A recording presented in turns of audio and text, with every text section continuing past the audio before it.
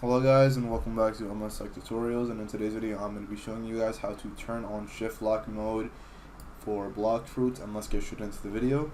So if you guys want to go ahead and turn on shift lock mode, what you have to first do is make your way over to settings, go over to shift lock switch, and make sure you have that turned on.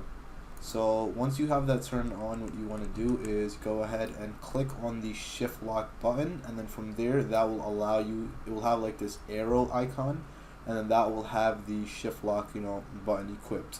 So if for some reason that does not work, what you guys can do is go ahead and go over to settings, go over to controls, let me just find it, go over to, you can try like changing your keybind in case it is maybe set to something else. First you can try the other buttons as well, like alt, or let me just see, let's see. I'm not sure if you can change your keybind for every game, but I don't think you can for, just make sure. Yeah, I don't think you're able to change your keybind for every game, so you might, okay, never mind. You have to go over to help, and then from here you should be able to see the shift lock button somewhere. Let's see.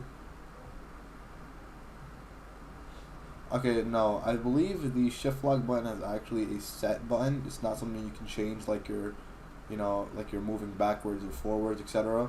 So that's why for some reason for some games it's like your left alt, and then in some games shift lock. But anyways, it should be the left shift key, and that should be the only one that that works for shift lock mode. So yeah, that should basically be it. That is it for the video. Thank you guys for watching. Make sure to give the video a thumbs up, subscribe to the channel, and have a great day.